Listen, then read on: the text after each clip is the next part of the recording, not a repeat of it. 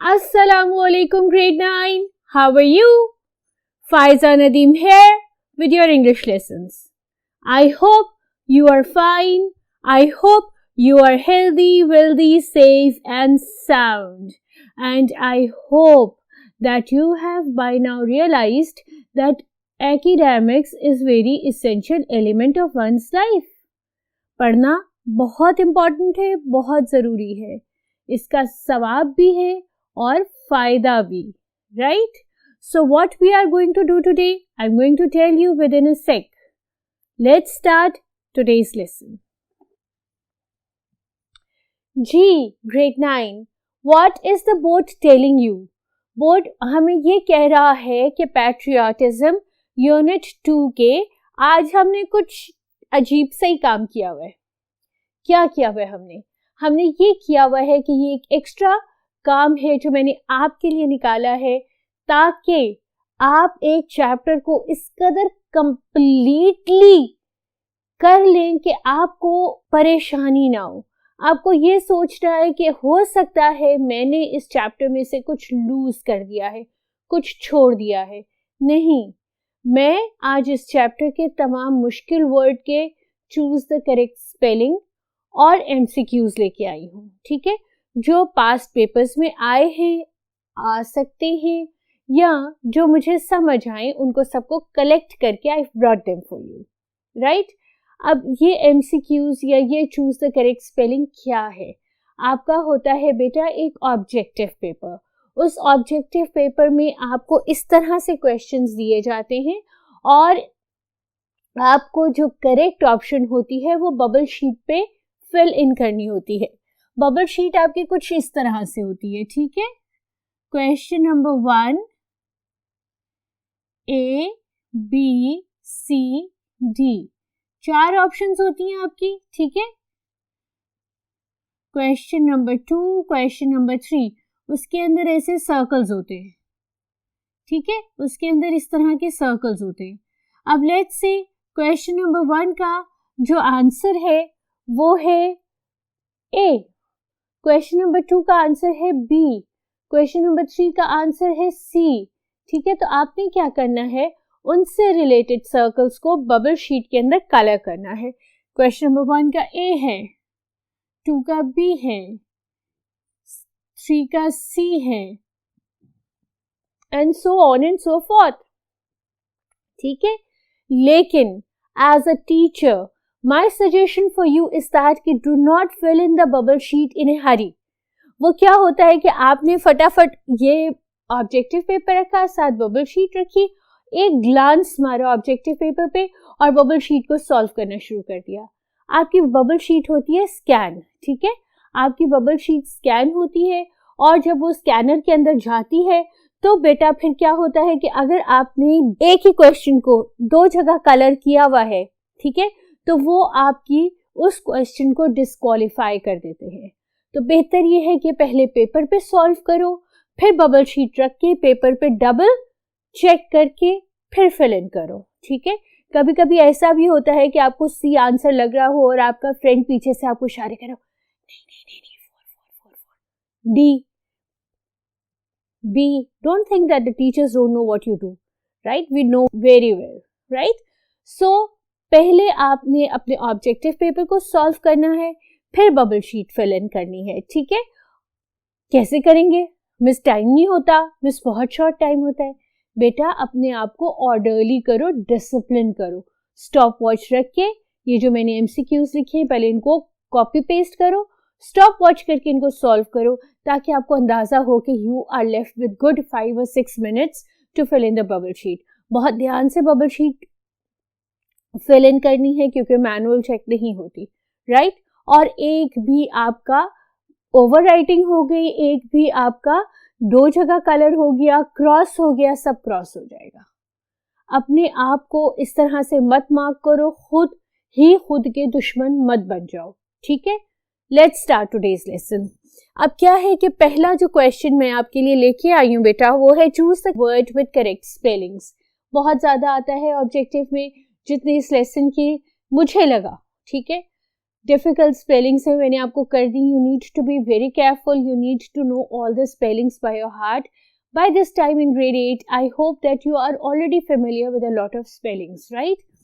Civilization, civilization, civilization और civilization. कौन सा करेक्ट है? ये वाला करेक्ट लग रहा है ना?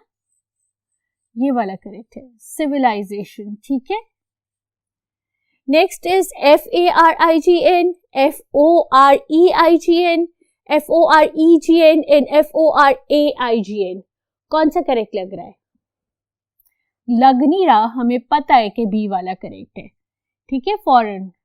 सी RISTRAIN restrain, RESTRAIN restrain, RESTREIN restrain और RISTRAN restrain.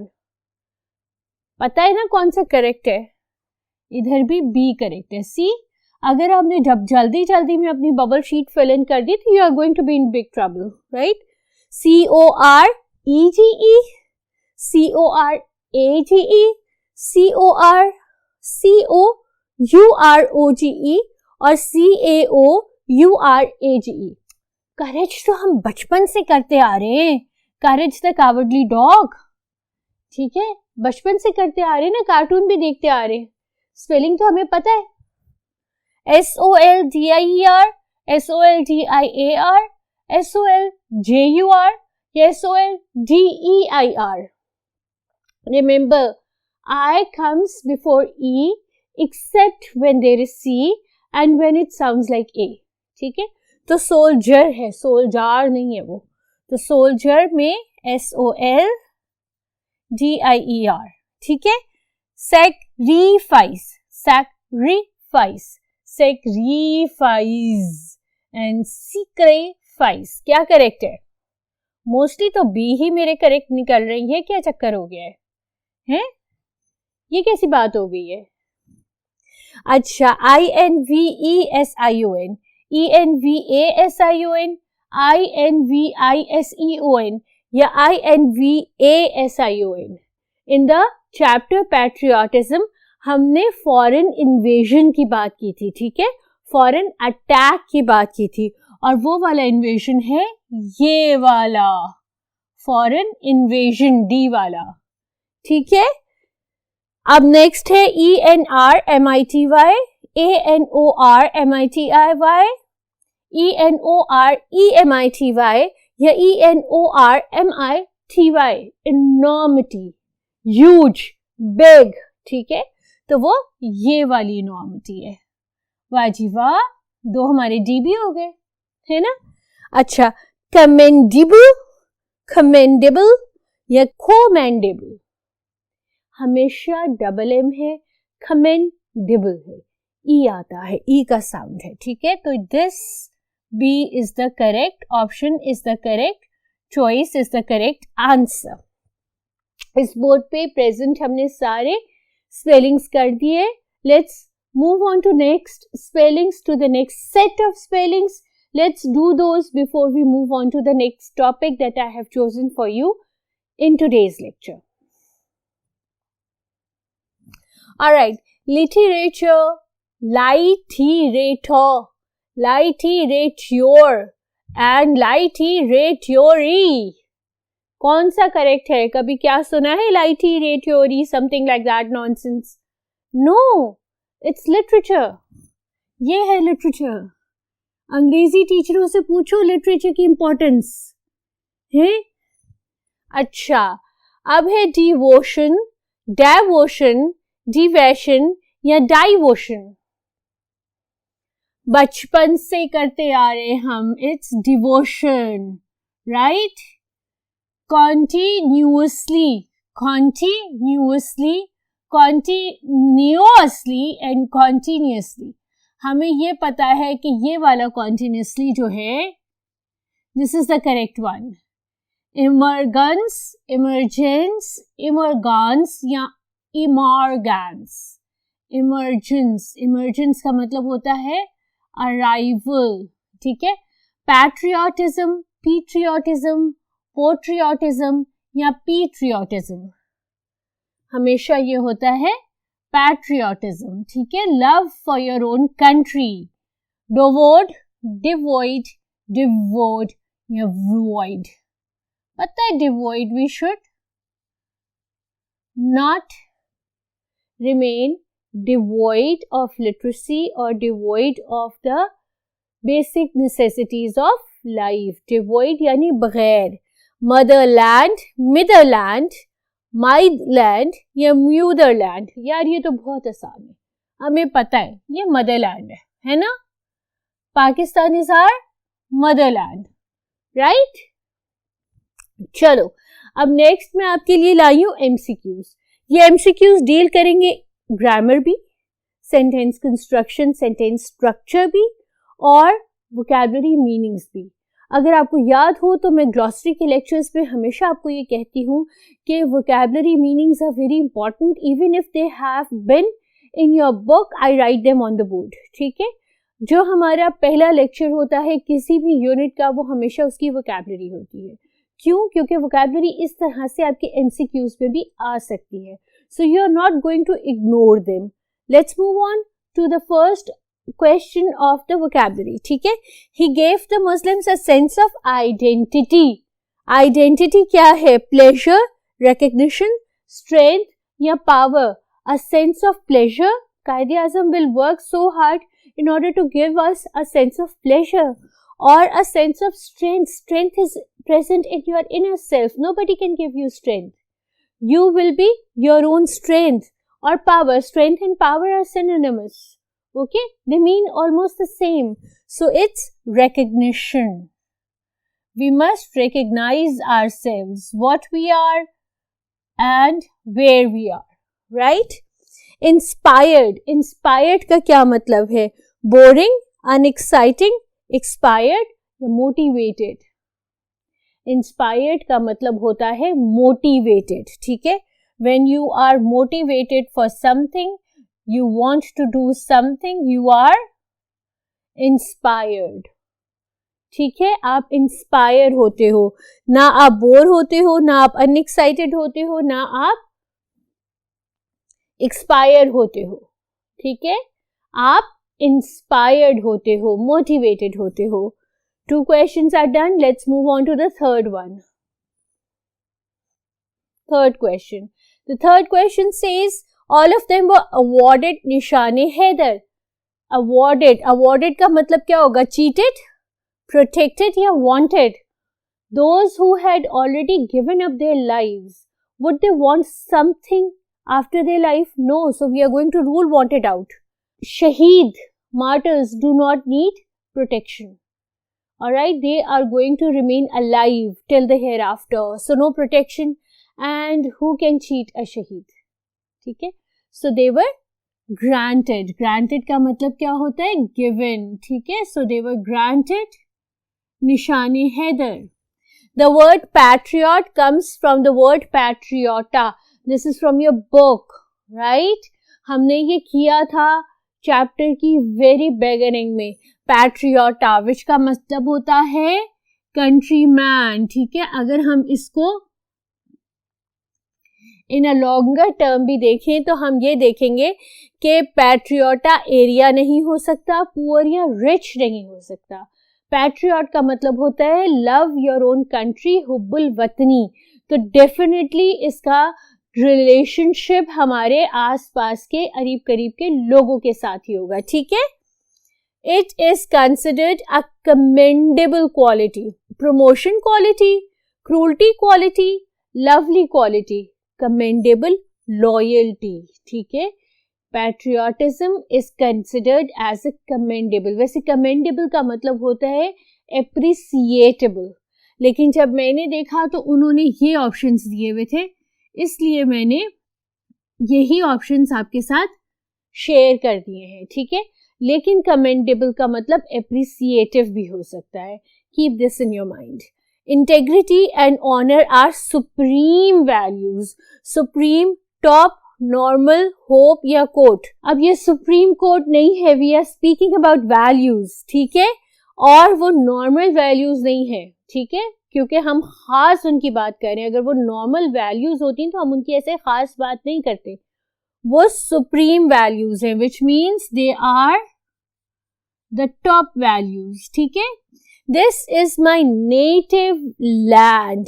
नेटिव का मतलब क्या होता है? एबहर्ड। एबहर्ड का मतलब है छोड़ देना। लोकल या डोमेस्टिक। लोकल अपना, हेटेड या मॉनिटर। जब आप किसी को फख्र से बताते हैं कि this is my native land, तो डेफिनेटली आप उसको हेटेड या मॉनिटर की सेंस में नहीं बताते। आप उसको कहते हैं ये मेरा लोकल, डोमेस्टिक, मेरा अपना घर। ठीक है, ये है। कायदे आजम वॉज अ नेशन बिल्डर। अब आपने आइडेंटिफाई करना है इस सेंटेंस में कि ये कौन से टेंस में है। ये पास्ट टेंस है, ये प्रेजेंट टेंस है, ये परफेक्ट है या ये फ्यूचर है। अब बेटा इसमें फ्यूचर को रूल आउट करते हैं, विल और शैल नहीं है। ठीक है, प्रेजेंट को रूल आउट करते हैं, इज और एम नहीं है। अब परफेक्ट और पास्ट टेंस में देखते हैं तो परफेक्ट टेंस के लिए होता है हैड, पास्ट परफेक्ट के लिए हैड, प्रेजेंट परफेक्ट के लिए हैज और हैव, और फ्यूचर परफेक्ट के लिए विल हैव और शैल हैव। कुछ भी नहीं है, हमारा सिंपल वॉज है, तो हम इसको क्या करेंगे? हम इसको पास्ट टेंस को सर्कल कर देंगे and this is the correct answer, right. Teach him to learn, ये कौन सा सेंटेंस है? ये आपका इंपैरेटिव है, ये आपका असर्टिव है, नेगेटिव है या इंटेरोगेटिव है? क्वेश्चन मार्क नहीं है, इंटेरोगेटिव नहीं है, साइड पे रख दिया। नेगेटिव नॉट है, नो है, नहीं है, नेगेटिव साइड पे हो गया। अब आपका इंपैरेटिव और असर्टिव हो गया। असर्टिव का मतलब होता है किसी चीज को असर्ट करना, किसी चीज को एक्सप्लेन करना, किसी चीज को बयान करना। तो ये तो सीधी सादी कमांड है ना। तो विश और कमांड्स किस में आती हैं? विश और कमांड्स आती हैं इंपैरेटिव्स में। ठीक है, ये आपका इंपैरेटिव सेंटेंस है। Who offers sacrifices for the country? इधर आपने प्रोनाउन आइडेंटिफाई करना है। ये कौन सा प्रोनाउन है? अरे यार ये तो बहुत आसान है ना, हमें रिलेटिव, पजेसिव, रिफ्लेक्सिव किसी की भी डेफिनेशन में जाने की जरूरत नहीं है। क्यों? क्योंकि यहाँ पर क्वेश्चन मार्क है और ये सीधा सीधा इंटेरोगेटिव है। ठीक है, ज्यादा डिटेल में जाना ही नहीं है। फटाफट move on to the next question, क्योंकि हम इसको एनालाइज करने लगेंगे, इसको सिंथेसाइज करने लगेंगे, टाइम वेस्ट होगा। क्वेश्चन मार्क देख लिया, circle interrogative. Let's move on to the last few sentences of the specific exercise. What a beautiful painting this is! Exclamation mark है। कोई जरूरत नहीं है सिंथेसाइज करने की, ना ही असर्टिव है, ना ही नेगेटिव है, ना ही इंटेरोगेटिव है। ये एक्सक्लेमेटरी है क्योंकि हमने एक्सक्लेमेशन मार्क चेक कर लिया है। ठीक है, कोई जरूरत नहीं है बाकी जाने की। फिर भी मैं आपको कर देती हूँ, नेगेटिव प्रेजेंट नहीं है, क्वेश्चन मार्क प्रेजेंट नहीं है, नो नॉट नहीं है, लास्ट के दो ऑप्शंस हमने रूल आउट कर दिए। असर्टिव हम किसी भी चीज का डिक्लेरेशन नहीं दे रहे, डिक्लेयर नहीं कर रहे, तो ये असर्टिव नहीं है। ये सिंपल सिंपल एक्सक्लेमेशन है, oh what a beautiful painting this is, right. Does the sun rise in the east, इसमें भी आपने सेंटेंस बताना है। और ये है क्वेश्चन मार्क। चलो जी, सबको छोड़ दो, क्वेश्चन मार्क देख लिया हमने, बस जी ये क्या हो गया? ये इंटेरोगेटिव हो गया। फिर भी सिंथेसाइज कर लेते हैं। नॉट नहीं है, नेगेटिव रूल आउट, असर्शन नहीं है, डिक्लेरेशन नहीं है, असर्टिव रूल आउट, ऑर्डर तो नहीं है ना, ये ना ऑर्डर है, ना विश है, ना कमांड है, तो ये इंपेरेटिव भी नहीं है, वो भी rule out, right. Next is the spirit of patriotism makes us stay alert. Makes क्या है? आपको ये आइडेंटिफाई करना है। मेक्स नाउन है? अरे यार मेक्स कैसे नाउन हो सकता है? प्रोनाउन भी नहीं है, एडजेक्टिव भी नहीं है। मेक्स अस यानी कि ये वर्ब है। अब वर्ब की सिर्फ एक ऑप्शन इधर दी हुई है, कॉजेटिव वर्ब, ठक हमने उसको सर्कल कर दिया। ठीक है, ना ये पैट्रियोटिज्म को डिस्क्राइब कर रहा है, ना ये हमें डिस्क्राइब कर रहा है, तो ये एडजेक्टिव हरगिज हरगिज नहीं है। ये क्या है? ये कॉजेटिव वर्ब है, कॉज कर रहा है, right. All of them were awarded. What sort of sentence is this? Is this an imperative? Is this negative? Is this the passive voice or is this a pronoun? Imperative नहीं है, ये विश्व command नहीं है. Negative नहीं है, noun की present नहीं है. ठीक है? Pronoun, यार पूरा sentence pronoun है. No, it's a passive voice. ठीक है? All of them were awarded. Awards were given to all of them. ठीक है? तो ये passive voice है. Next is no compromise can be made. अब can ना आपका noun है, noun तो नहीं है हर किसी. Can आपका adverb भी नहीं है. Adverb describes verbs, how, when, where, in what sense an action is taking place. Phrase नहीं है. Phrase is a group of words, not a single word, right? तो ये मॉडल वर्ब है. अरे याद आया, हमने जब मॉडल वर्ब्स का लेक्चर सुना था तो मिस ने बताया था कि modal verbs tell us our mood. कर सकता हूँ, I can do it, right? So they tell you about the mood. ये आपका मॉडल वर्ब है. We must develop a sense of patriotism. कौन सी सेंस? पैट्रियोटिज्म की. ठीक है? ये प्रेपोजिशन है, इनडेफिनिट आर्टिकल है. आर्टिकल तो हर किस नहीं है, आर्टिकल तो सिर्फ 3 है. ए एंड द काट दिया. नाउन ऑफ नाउन होगा? No, none of these. Preposition लग रही है. जी, प्रेपोजिशन है, क्योंकि हम बात कर रहे हैं किस चीज की? पैट्रियोटिज्म की. ठीक है? So this is preposition. With this, we move on to the last sentence for the day's lecture, and that is, if I go out, I shall turn off the TV. अब ये conditional type 1 है, 2 है, 3 है. Conditional type 1 जो होती है उसमें if से शुरू होता है और उसमें सिर्फ एक if होती है और एक past tense होता है. 2 में क्या होता है? उसमें if भी होता है और उसके बाद एक और condition लगी होती है. ठीक है? और जो कंडीशनल टाइप 3 होती है वो क्या होती है?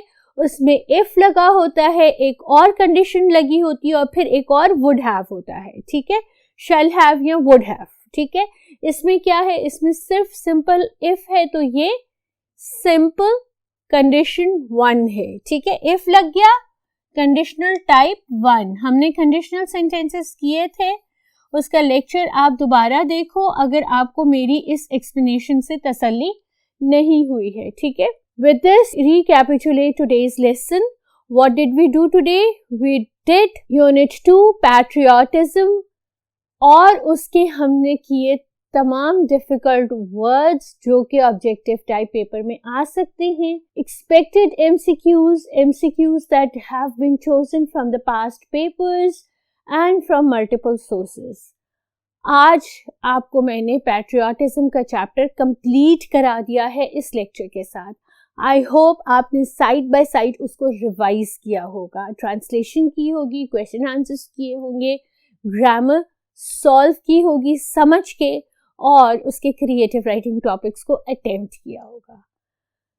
ऑब्जेक्टिव्स को कॉपी डाउन कर लीजिए, अपना एक अच्छा सा ऑब्जेक्टिव की नोटबुक बना लीजिए ताकि जब आपके एग्जाम्स करीब हों तो आप इन नोटबुक्स के साथ साथ अपना अच्छा सा रिवीजन कर ले ऑब्जेक्टिव पेपर का. Meanwhile, Pfizer Nadeem is signing out. We will see each other inshallah in the next lecture. By that time, Allah Hafiz.